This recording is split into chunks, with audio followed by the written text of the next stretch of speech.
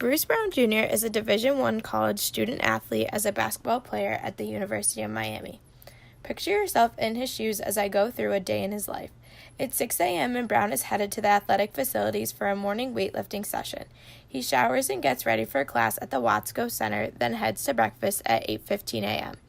It's now 9:05 a.m. and Bruce Brown heads to his first class, kinesiology. Next, he goes to his acting class that contains many of his fellow athletes. After class, he heads to his coach's office to watch film. It's around 1 p.m. At 1:30 p.m., he heads to an interview with the media that the school has set up for him. He goes right from the media interview to watching film with the rest of the team and the head coach. He changes quickly, then heads to practice. It's 6 p.m.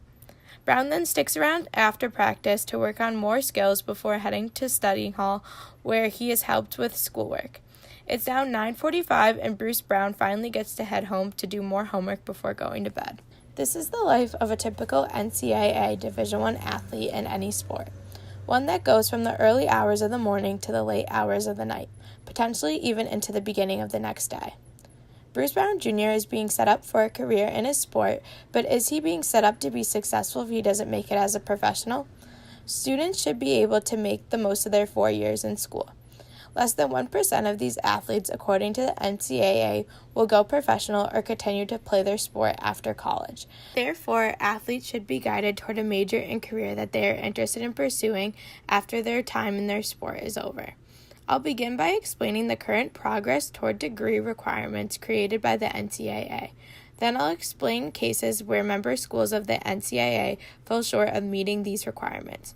I'll wrap up by explaining how past and current student athletes believe these issues could be solved. In an interview with Epics in their Schooled series, Mary Willingham, a previous academic advisor at the University of North Carolina, says, "The NCAA is making money off of the backs of students who are being told in a contract that they are going to play their sport and get an education."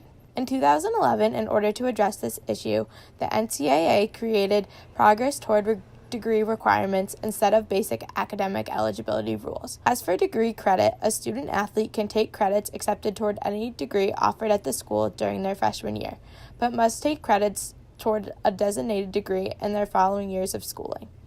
As for annual percentage of degree completed, it follows a 40-60-80 rule. For instance, 40% of their designated degree must be completed by the beginning of their third year of enrollment, 60% by their fourth, and 80% by their fifth. This leads an athlete to finish their degree by the end of their fifth year, or potentially their last year of eligibility. As for grade point average, a student athlete must have 90% of the minimum GPA required for graduation by the beginning of their second year, 95% for the beginning of their third year, and 100% for the beginning of their final years. This would mean that by the beginning of their second year, if the minimum GPA is a 2.0, the athlete must have a 1.8. These requirements were put into place after scandals such as the ones at the University of North Carolina, Syracuse University, and many others. These schools were not providing their student athletes with the tools they needed to be successful in their academics or after college. At the University of North Carolina, they violated the purpose of the NCAA to ensure that all players are not only students but full-time athletes that are earnestly and successfully making their way toward degrees. They did this by making a player's education a mere component next to their athletic career. UNC had their athletes involved in nearly 200 classes in the African and Afro-American Studies department for almost 20 years before they were caught. These classes required no attendance, a laxly graded paper at the end of the semester, and were disproportionately populated by athletes. These athletes were steered by counselors toward these classes because they required little work for good grades. This was to keep the athletes academically eligible according to NCAA standard. Even though the University of North Carolina did not receive a punishment for these acts, it does not mean that they were not strongly looked down upon. As for Syracuse University, on the other hand, an investigation into the men's basketball team led them to being punished for improper benefits, academic misconduct, and a failure to enforce the school's drug policy. The academic violations came in the 2011 and 2012 season when the team went 20-0 and was the number one team in the country, with Carmelo Anthony as one of the standout starters. Carmelo Anthony had not made enough progress toward his degree, so he would be required to sit out of the NCAA tournament. There was a meeting between 8 prominent members of the athletic department to figure out how to get Anthony back on the floor. The final verdict was that Anthony would write a 4 to 5 page paper outlining his medical and personal problems he had to deal with since coming to Syracuse in order to get his grade changed. The paper was returned to him due to an improper citation, and his grade was still changed from a C- to a B-. In an article done by CBS Sports, 4 SEC student athletes were interviewed about what they view as the biggest issue in college sports. 3 out of the 4 athletes believed they weren't being prepared for success after college. Ex-Mississippi State football player Jay Hughes said, "I see a lot of guys who don't have opportunities to go out and look for jobs or develop themselves for a career besides just being an athlete." Hughes believes that this is why many athletes pick majors that are easy, because they are not planning on developing themselves, leaving with a degree after college they can't do anything with.